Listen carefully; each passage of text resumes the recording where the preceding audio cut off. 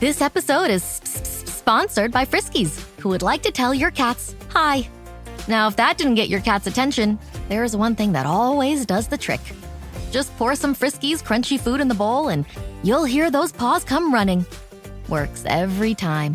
With so many Friskies choices, you can always bring your cats running from their secret napping spots.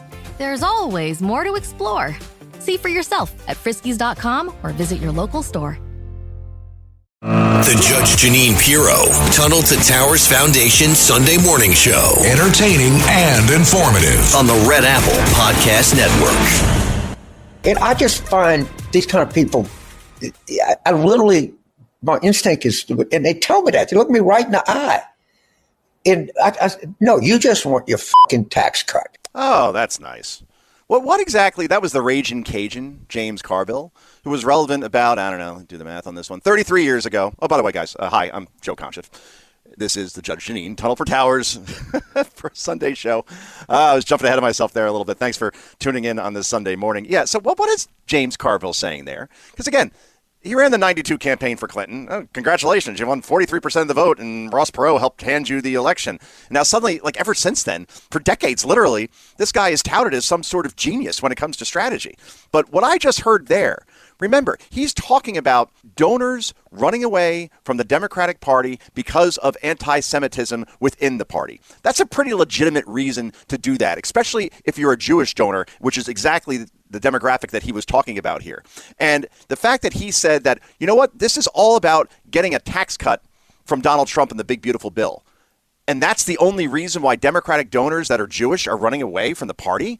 When you say it's all about the Benjamins, baby, you sound like Elon Omar when you're talking about Israel, for example, in Carville's case, talking about Jewish donors. Because this is a common anti-Semitic slur against Jews that's been used since the beginning of time, that somehow they're controlled by money and nothing else. In other words, there's no guiding morals or principles in this situation. So some Jewish donors, I guess, are seeing what's going on at Columbia University or see what's going on at Harvard. They see this lunatic from Egypt that was here illegally, overstayed his visa, and then the Biden administration was so kind enough to give him not one but two work permits so he could stay here longer, even though he is here illegally, and then he declares asylum because that buys you a couple of years in the court system that's overwhelmed. This guy then goes broad daylight to a peaceful gathering of mostly elderly Jews who gathered to call for the release of the remaining hostages being held in Gaza by Hamas, and this guy, Solomon is his last name, literally firebombs them, Molotov cocktails, has a flamethrower, tries to reenact the Holocaust, and 12 people get sent to the hospital, including 2 to like some serious burn units. Thankfully, it looks like all will survive, but my God, imagine going through that. You're never going to be the same person again, clearly, of course.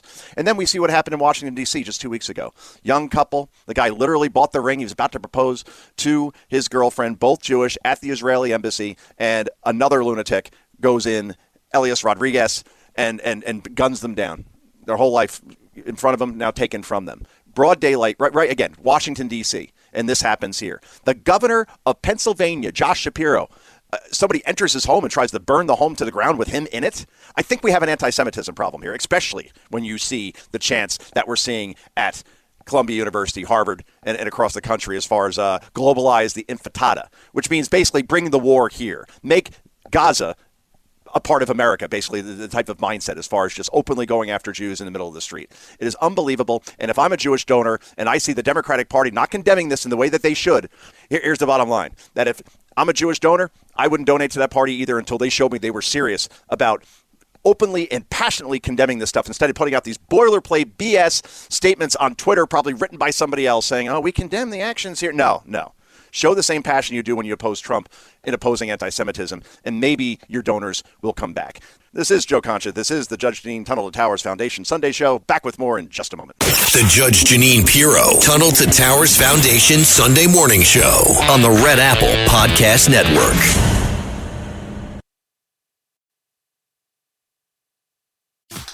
Smart Water Alkaline with antioxidant. 9.5 plus pH, now in cans. Refreshing. Made for every way you move. Should I run a marathon?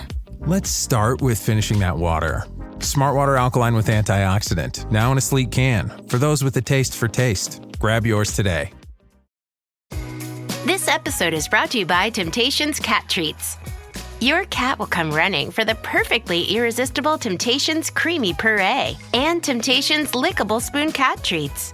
The best time to feed lickable cat treats to your cat is anytime. Feed by hand for a playful moment, in a bowl for a creamy treat, or as a topper to make mealtime fun. Visit TemptationsTreats.com to learn more. Ryan Reynolds here from Mint Mobile with a message for everyone paying big wireless way too much. Please, for the love of everything good in this world, stop. With Mint, you can get premium wireless for just $15 a month. Of course, if you enjoy overpaying, no judgments, but that's weird. Okay, one judgment. Anyway, give it a try at mintmobile.com/switch.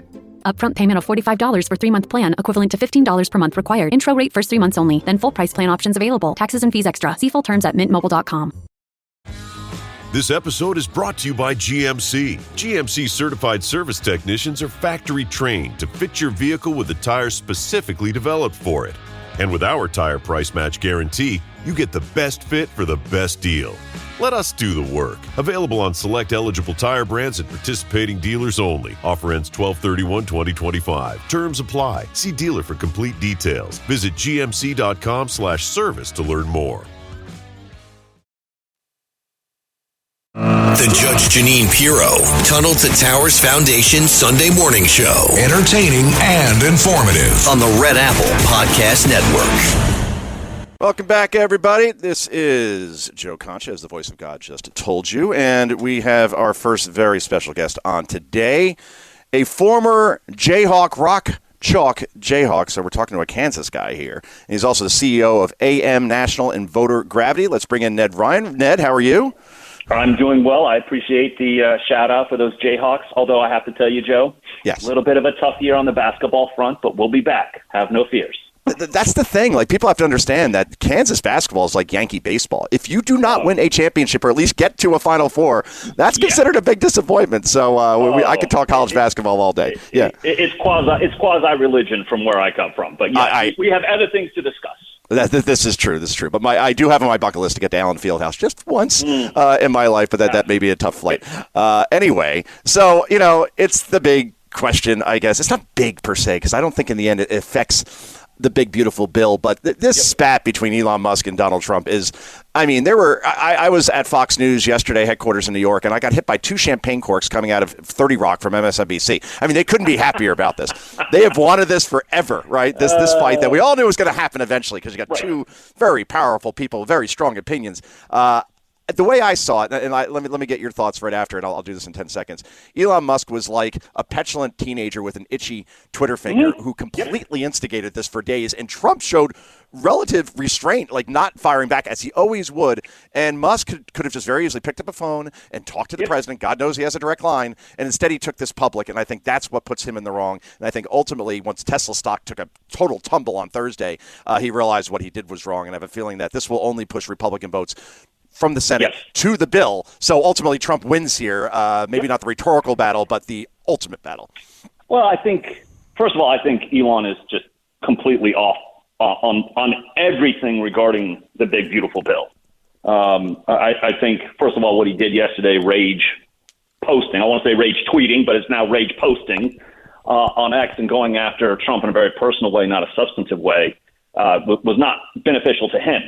I do think that Trump showed tremendous restraint, but the argument I'm making, I'm actually doing a piece for Real Clear Politics that should go today or tomorrow on the big, beautiful bill, Joe, is this.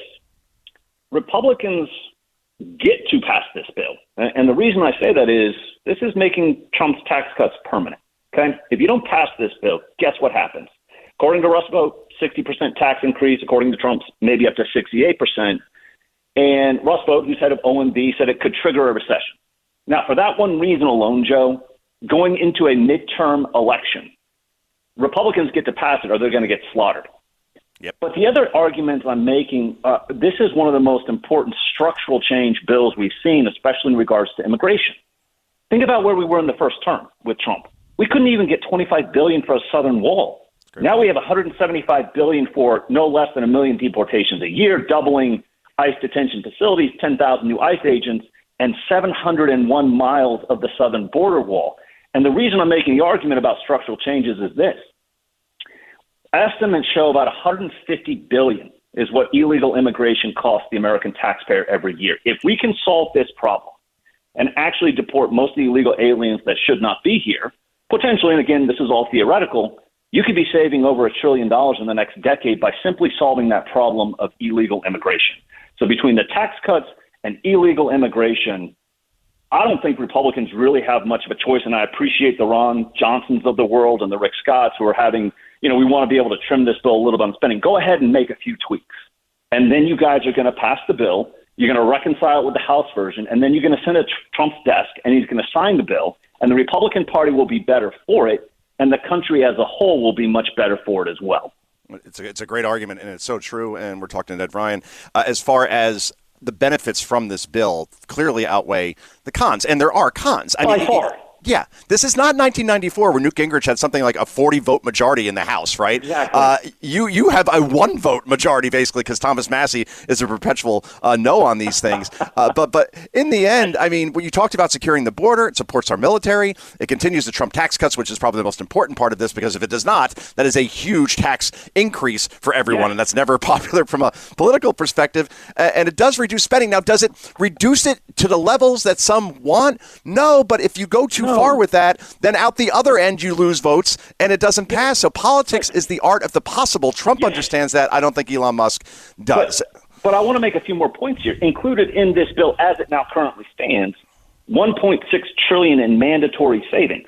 Then, and again, I'll be the first to tell you, we actually have to have a conversation about spending, but this is a reconciliation bill. This is not a budget bill. We could have that conversation when we get to a budget bill. Explain to the 4-year-olds out there like me the difference between the two. I know the difference, of course, mandatory and discretionary, but I'll let you take it. But just through the point I want to make on this, and this is one of the important political points, through the reconciliation process, guess what? We don't need 60 votes. We can pass this with a simple Republican majority. And I'm telling you, Joe, a bill like this, I did not think was possible in my lifetime, especially in regards to immigration reform.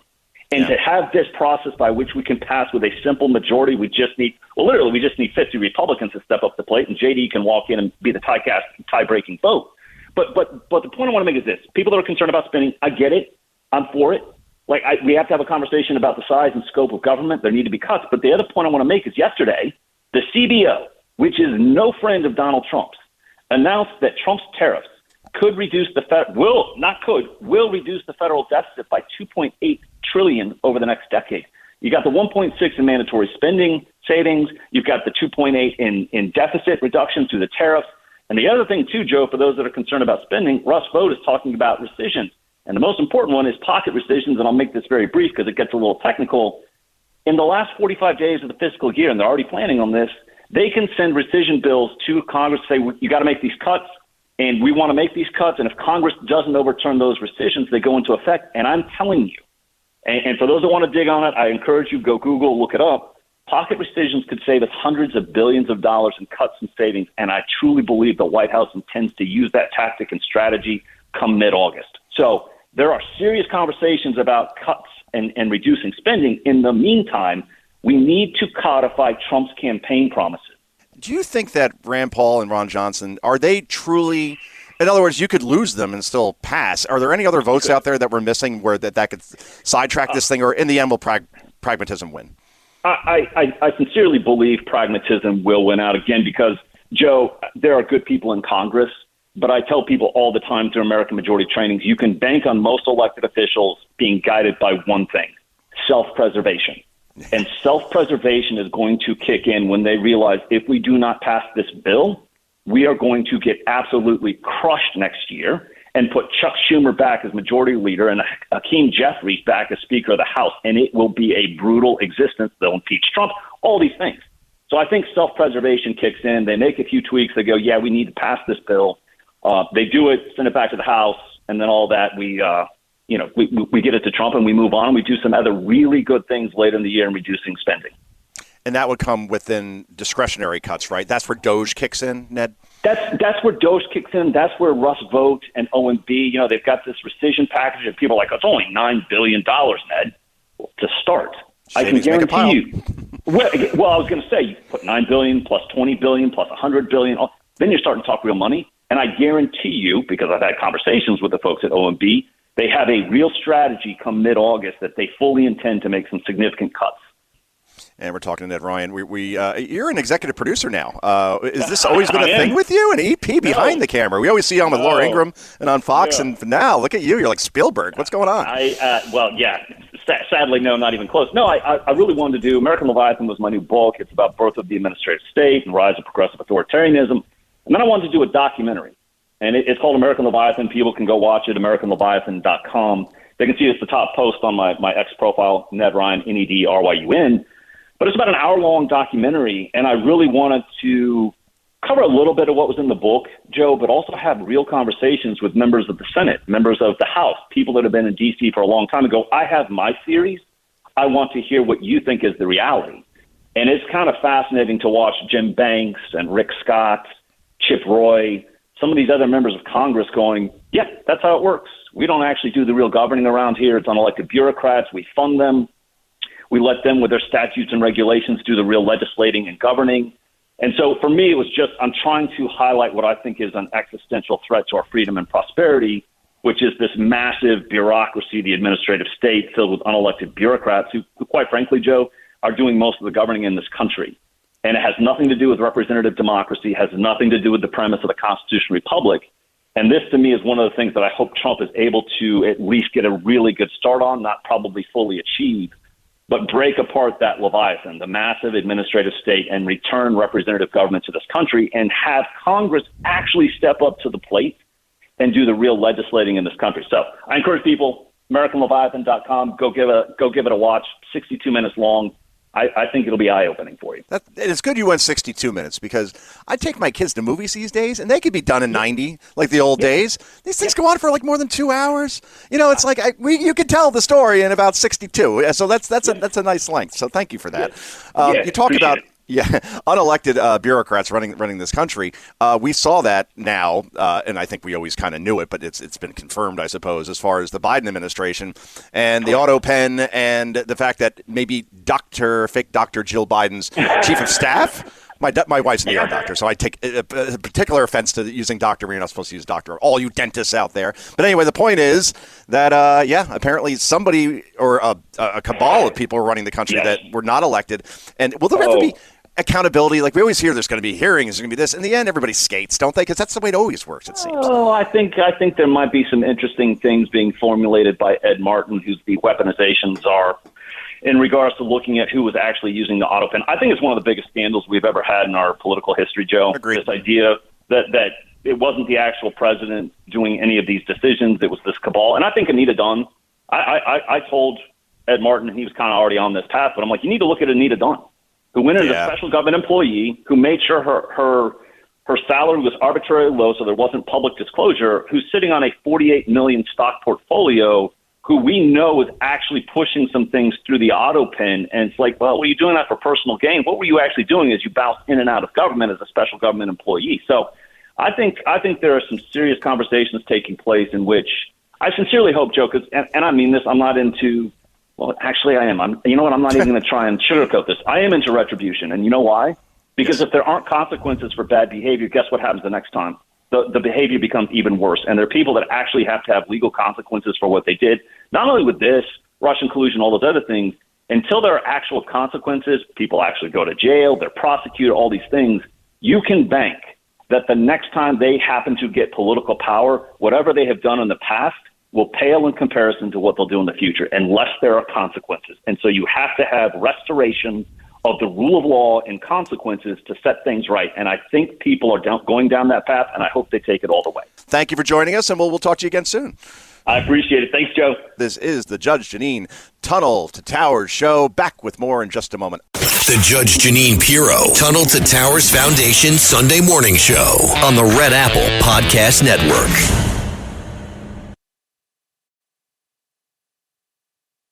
Parents of tweens, if you're familiar with far-off drop-offs... Dad, stop, right here. Or get DMs about what's for dinner... You may be experiencing tween milestones. For your son or daughter, these can start at age 9. HPV vaccination, a type of cancer prevention against certain HPV-related cancers, can start then too. For most, HPV clears on its own. But for those who don't clear the virus, it can cause certain cancers later in life. Embrace this phase. Help protect them in the next. Ask their doctor today about HPV vaccination. Brought to you by Merck. This episode is brought to you by Progressive Insurance. Do you ever find yourself playing the budgeting game? Well, with the Name Your Price tool from Progressive, you can find options that fit your budget and potentially lower your bills. Try it at Progressive.com. Progressive Casualty Insurance Company and Affiliates. Price and coverage match limited by state law. Not available in all states. At the UPS Store, we want to make this summer the summer of shipping. Summer Ship-a-Looza. So you can start crossing items off your must-ship list. Like the vintage film camera your college kid needs for class. Or the vase you told your mom you would send her ages ago. And with our pack and ship guarantee, your items arrive safe or we reimburse you. So stop by your local store today for everything you need to be unstoppable. Visit the upsstore.com/guarantee for full details. Available at participating locations. Most locations are independently owned. Product, services, pricing, and hours of operation may vary. See Center for details. The UPS Store. Be unstoppable. My name is Lily, and I've had hidradenitis suppurativa, HS, for years. I finally found some relief since taking Cosentyx. Relief means I can show up more. Cosentyx secukinumab is prescribed for adults with moderate to severe hidradenitis suppurativa, HS. Don't use if you're allergic to Cosentyx. Before starting, get checked for tuberculosis. An increased risk of infections and lowered ability to fight them may occur, like tuberculosis or other serious bacterial, fungal, or viral infections. Some are fatal. Tell your doctor if you have an infection or symptoms like fevers, sweats, chills, muscle aches, or cough, had a vaccine or plan to, or if inflammatory bowel disease symptoms develop or worsen. Serious allergic reactions and severe eczema-like skin reactions may occur. Learn more at 1-844-COSENTYX or Cosentyx.com. Ask your dermatologist about Cosentyx. The Judge Jeanine Pirro, Tunnel to Towers Foundation Sunday Morning Show. Entertaining and informative on the Red Apple Podcast Network. Now here's John Solomon. He is an award-winning investigative journalist and the founder of Just the News. That's justthenews.com. This guy's worked at AP, Washington Post, The Hill, you name it. We worked together there as well at The Hill TV. Can't believe, John, that was 7 years ago that you were my boss and I was in a makeshift studio that actually looked pretty good on television. You did. It was an amazing thing to watch come together, and you were one of our stars, no doubt about it. Wow, thank you, sir. So, first question, I'm sure you know what it is exactly.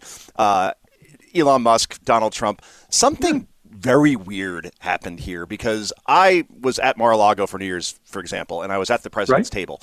And those two were chit-chatty like the whole night. And basically, and I don't know if you've ever been to a Mar-a-Lago party, but they are loud. I mean, you could only talk to the person directly next to you. It's not Arby's. Like, you can talk like, so who do you like in the game tonight? No, that doesn't happen. But he was talking to Elon like nonstop before the party and you're just like, wow, this seems to be like a real friendship. But then you always have in the back of your mind that, yeah, Trump at some point has problems with most people.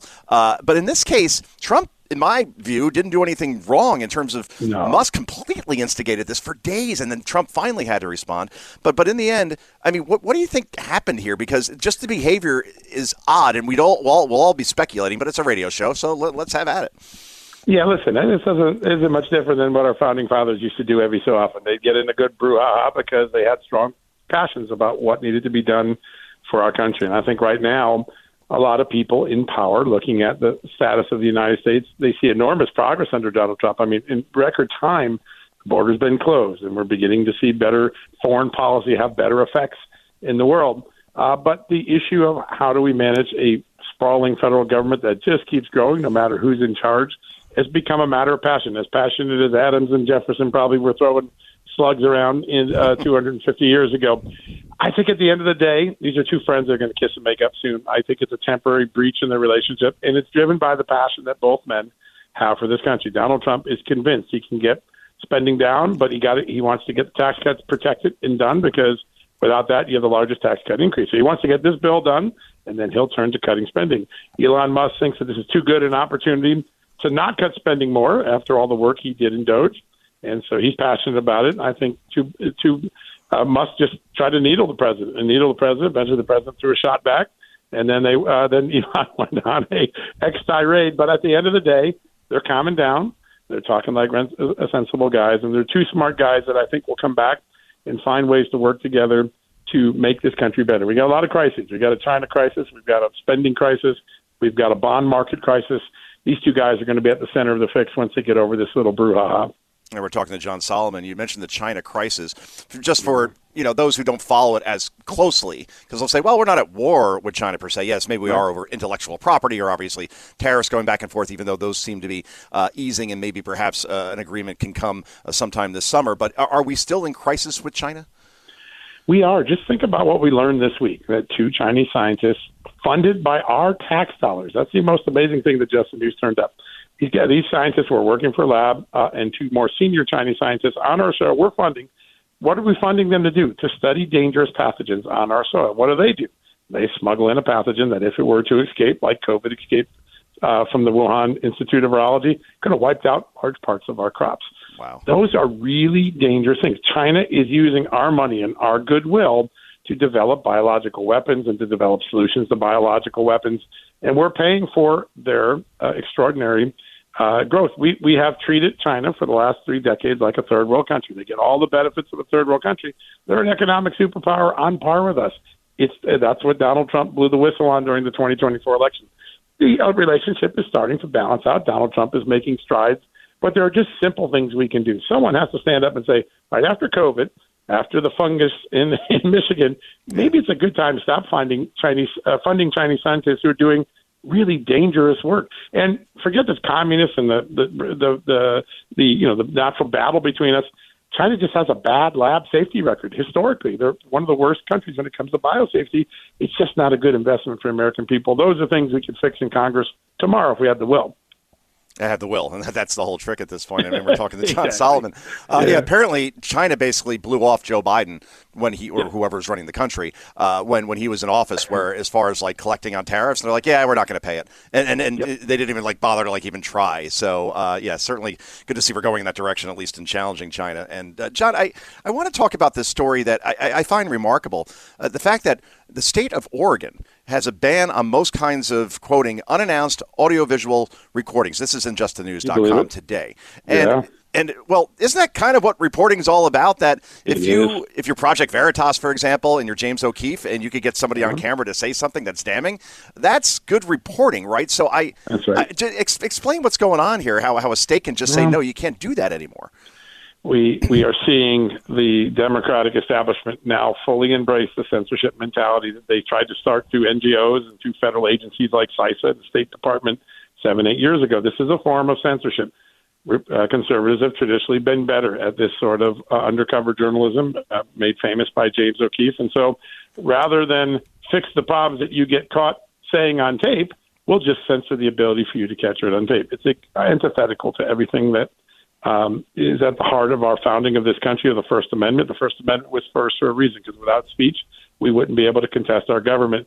You are seeing all across the world, and Oregon looks a lot like Canada, and it looks a lot like Great Britain right now, where legislators and executive orders are being used to impose suppression of free speech, free expression in countries that were built on that notion. All of Western Europe was built on that notion. Today, the Soviet Republic of Hungary is far more free to speak than people in Great Britain. I think Oregon is part of that movement. Now, we've made some great strides in the United States, pushing back on it. Many states have done it. Donald Trump has taken a blowtorch to it, and Marco Rubio has, and ending the funding, and Mike Benz, the great founder of the Foundation for Freedom Online. But this mentality still is spreading across the world, and if you got a blue state like Oregon, rather than fix their problems that embarrass them on tape, they'd rather just censor the journalists. It's just amazing. And we're talking to John Solomon. I wonder, John, if Project Veritas was not a right-leaning organization, we'll call it that, right? Let's say it was more like Media Matters, right? Just total to the left and wants to take out as many conservatives or as many people, in my case, on Fox as possible, our case. So would you think that these rulings would go this way as far as Oregon? If they were doing the work of the left to take down the right, then suddenly that would be okay, right? It would be just fine. That is the mentality. Do what it takes to win. I mean, the truth of the matter is people say this is a principled argument. The liberals just think different. They're just trying to gain an upper hand in the effort to retain power. This is a battle over power. And if you can suppress speech, you have an advantage of power. If you can change the election rules to your advantage, you have an advantage to retaining in power. And that these are the things that are going on. I think at the end of the day, as our reporter wrote it, this case is on a crash course to the Supreme Court. The Supreme Court has been extraordinarily friendly to free expression, and this particular court has been. And I think that when it gets to the court, some version of this will be rolled back. I mean, there may be some privacy issues on private property, but I think on public property, this is not going to stand. And that's the thing. Most of the time, Project Veritas, these recordings are done in a restaurant, usually over drinks when people tend to have some liquid courage and talk a little more than they would. So, yeah, that's right. Yeah, that's the big difference. Liquid courage is definitely a key ingredient. I've always wanted to own a boat. I can't afford it, but if I could, I absolutely would name it Liquid Courage. I think that's like the greatest name for a boat ever. Perfect name. Right? Or Off the Hook. Yeah, it's one of those two. I'm working on it, but it's all in my head, unfortunately, right now. We're talking to John Solomon. You Captain Concha. That'll be a good moment. Yes, like Captain Stuving, but different. Oh, that would be awesome. JustTheNews.com. And today's edition particularly has a lot of great stories, including from your reporter, Harley Lipman, who is reporting now that the Muslim Brotherhood is spending not millions, but billions of dollars pushing anti-Semitism at Ivy League campuses like Columbia University, for example. I'm not terribly surprised by this in terms of the intent, but the amount, John, is just overwhelming. Yeah, we last year we had a story. I think it was about $5 or $6 billion just coming in from Qatar to American universities. Now, a lot of that money goes to support campuses overseas. So there's an American campus on Qatar, and so a lot of that money goes to put that sort of show university on their soil. I have a funny feeling. I have a prediction that this relationship between Qatar and American universities is about to fray. It isn't just because of the bad publicity or the anti-Semitism issue, which is a very real and deep issue in America. But our very leftist students are now going to Qatar and preaching values that the Qatari society doesn't appreciate. And I think you're going to see an amazing explosion in the next few months where Qatar maybe says, you know what? We're done funding American universities because we didn't mind if you kept that crap on your side of but you bring it in our country. It's offensive. I think you're going to see a blowback. I've been doing some reporting on this, and I think that moment's ahead of us. But in the meantime, you're right. These students that come over, they bring, and the exchange students, they bring this anti-Semitism here. They become protesters on campus, as we saw. Some of the people that Donald Trump want to do this. And we've created a perfect storm. We taught DEI for a long time in the universities, which is sort of the first notion that skin and race are dividers among us. And then we bring in students who bring this mentality from the Middle East of hating Israel. And we've created a powder keg in our universities, and it's foreign influence that actually has been throwing the kerosene on that fire. And the Trump administration has been obviously very aggressive, particularly with Harvard. Huge. Yes, as far as funding in the endowments. And, they're certainly putting them on the offensive, of course, battling the courts as they seem to always do. That this is a story where, again, Donald Trump seems to understand the cultural aspect of all of this, that Jewish students are afraid to go to class, or the anti-Semitism is rampant. And this is something that obviously I would think most common sense Americans agree with, and common sense that appears to be back in style in Washington, D.C. We're talking to John Solomon. Speaking of common sense, John, so this story always really rankles my wife because she is an ER doctor, right? But to be an ER doctor, she had to go to Georgetown. To go to Georgetown, she had to earn a scholarship because her dad had, unfortunately, like a massive heart attack when he was in his 30s, and he worked for like printing presses, so he couldn't work the way he could before because he just didn't have the heart, not obviously symbolically, but literally like the heart to do the heavy lifting. So he had to do a bunch of odd jobs. The reason why I bring all this up, right? She grows up in a house with 3 bedrooms and 1 bathroom. 3 sisters and a mother, and then the dad had to share 1 bathroom with 4 girls. So I always praised him. That poor guy. Could you imagine? Poor Bill Reedy, right? But the reason why I bring all this up is that she ran in high school and did so well that she got a full track scholarship to Georgetown, right? Wow. Which, incredible. She was number 3 in the country at one point. I know. And I tried racing her once. She's a gazelle. It did not go well for me, believe me. But she's not really political, right? Or she wasn't anyway. But then once the Leah Thomas story broke, University of Pennsylvania, this guy who was ranked 500 and something in swimming suddenly is winning national championships against other women. I've never seen her get that passionate about something before, because she would say, you don't know how hard it is to get to this level. And then I look down the blocks and I see someone who looks like Saquon Barkley down there with those kind of legs. I know I'm going to lose, right? I can train all I want. So I see, now again, like in Minnesota, for example, it's always the most progressive states, California, Minnesota. You read these stories where a female softball player was injured by a male pitcher, and now she's suing Minnesota to keep males out of her games. Is that the pendulum really seems to be switching here, where women are not going up on podiums with men who beat them anymore, or legal action. I think that's the way ultimately that this thing's going to go away, that you hit them where it hurts, sue the states that are allowing this to happen, because someone's going to get killed eventually. That's the danger here. And listen, you're starting to see even other countries get ahead of us on some of these issues. That's a good thing. But Donald Trump has made this a very successful issue in the campaign. The American people are 80% in favor on this issue. It is a winning issue because it's a common sense issue. It's a safety issue. It's a fairness issue. I think the boiling point, the final flashpoint, will come on our soil in 2028 when we host the Olympics in Los Angeles, because on American soil, the Olympic Committee may try to force Americans to compete against someone of the opposite gender. That's going to become an extraordinary moment. I think we're moving where this country is going to be clearly entrenched in a position. But the 2028 Olympics in Los Angeles could be a fascinating cultural moment for the world, and how that plays out could really define how this issue spreads across the world. We are always a leader on these issues. Usually we are. And I think how we ultimately resolve this in our country could set a standard for many others to follow suit, to have the courage to do what we're doing, which is just be common sense. We're not discriminating against transgender people, but you can't be a man and just say, I want to compete against women. That's just not how it works. So, John, you've worked for the Associated Press, the Washington Post, The Hill, we talked about before, and those were all, I don't want to call it corporate entities, but they were your legacy standard types of places, right? Where, you have a hierarchy. In some cases, they're publicly traded companies like the Washington Post, for example.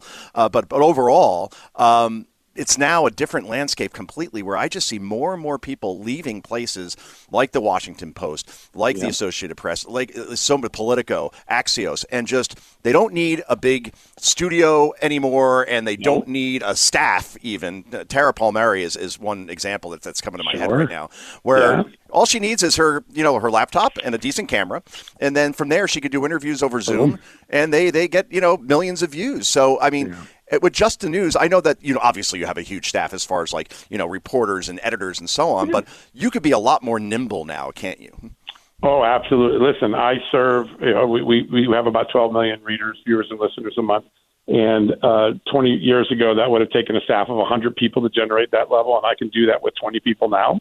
The era we live in is so incredibly liberating for journalism, and it was an extraordinary moment to see so many people like a Barry Weiss, like me, Matt Taibbi, just leave legacy journalism because they became frustrated. You couldn't do news anymore. You were forced to follow the conventions, even if it wasn't true.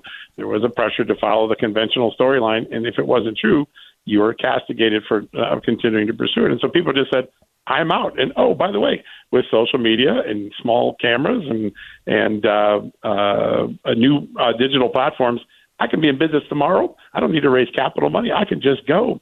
And it has created one of the great competition moments in American history. And today, new media reaches nearly as much as legacy media. When you look at the overall reach numbers, new media as a combined force reach about the same now. They're having a profound influence.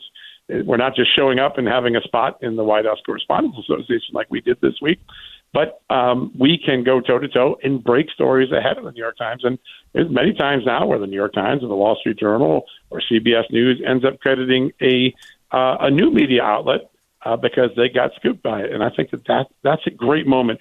When we became frustrated with the state of journalism a decade ago, I guess it would be about was sort of the moment where it began boiling.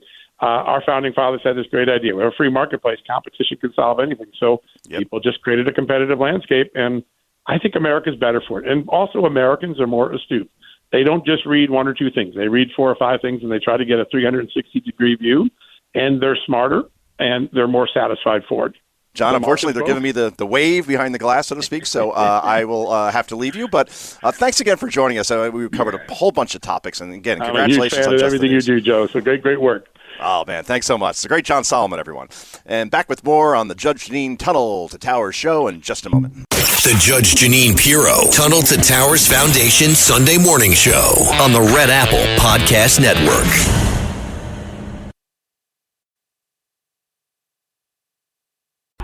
Oh, such a clutch pickup, Dave. I was worried we'd bring back the same team. I meant those blackout motorized shades. Blinds.com made it crazy affordable to replace our old blinds. Hard to install? No, it's easy. I installed these and then got some for my mom, too. She talked to a design consultant for free and scheduled a professional measure and install. Hall of Fame son. They're the #1 online retailer of custom window coverings in the world. Blinds.com is the GOAT. The GOAT. Save up to 50% with minimum purchase at Blinds.com. Rules and restrictions may apply. Americans love using their credit cards, the most secure and hassle-free way to pay. But D.C. politicians want to change that with the Durbin-Marshall credit card bill. This bill lets corporate megastores pick how your credit card is processed, allowing them to use untested payment networks that jeopardize your data security and rewards. Corporate megastores will make more money, and you pay the price. Tell Congress to guard your card, because Americans lose when politicians choose. Learn more at guardyourcard.com. The Judge Jeanine Pirro Tunnel to Towers Foundation Sunday morning show. Entertaining and informative on the Red Apple Podcast Network. Welcome back, everybody. Joe Concha, Fox News contributor and the best-selling author, New York Times bestseller, mind you. I feel so pretentious right now. The book is called The Greatest Comeback Ever, Inside Trump's Big Beautiful Campaign, Unburdened by What Has Been. Incredible stuff. What else is incredible is the media coverage of that attack in Boulder that I wrote about for the Washington Examiner this week, where I do serve as a senior writer. And I got to give you some examples as far as some of the headlines that we saw out of this, because it was utterly remarkable. Here's one from CBS News, for example. Attack on Boulder's Pearl Street Mall in Colorado burns several people, police say. No, not people. Attack on Jews, you might want to go through here. Actually, here, I'll come up with a better headline. Anti-Semitic attack with flamethrower on Jewish gathering in Colorado by illegal pro-Hamas suspect puts multiple victims in hospital. That is your headline. Not burns several people. You don't identify the fact that the guy that carried this out was here illegally and was pro-Hamas. You kind of want to include that in headlines, because at this point, people, when we read the news, half the time we're scrolling through X, for example, or Facebook. We read the headline and we move on. How many times do you really open the story? Probably less than 20%, less than 10%, maybe never. So the headline is everything. But this one kills me, all right? Ken Delanian, all right? He's with NBC News, and this is what he posted on X. Worth noting that flamethrowers are legal and commercially available for sale. Elon Musk's company even sold some years ago. Wait a minute. So you're saying that because a flamethrower was used by a maniac trying to burn Jews alive in the middle of a park, because Elon Musk sold flamethrowers, that he's somehow connected to this? What if the terrorist actually used a car instead and tried to run these people over? Is it because Elon Musk makes cars, therefore he would be to blame as well? It is utterly remarkable. And this isn't MSNBC. This apparently is a guy who just got promoted at NBC News to be an actual reporter. I mean, it's enough to make your hair hurt. But this one is the absolute worst. USA Today headline. Boulder suspect's daughter dreamed of studying medicine. Now she faces deportation. Yeah, because she's here illegally, and her father tried to murder people, and not just people, Jewish people, in a reenactment of the Holocaust. The family goes. Sorry, they're here overstaying their visa. More than 40% of visas are overstayed in this country, and then they just disappear into the population, and Donald Trump and his administration are finally doing something about it, but with a resistance media that wants to make sure that we have open borders, apparently in perpetuity. Anyway, thanks again for joining in today, everybody. It's been a great show. Thanks to John Solomon, who was awesome, and Ned Ryan as well, my guests, and thanks to everybody behind the glass. We'll see you next Sunday on the Judge Jeanine Tunnel to Towers Foundation Show.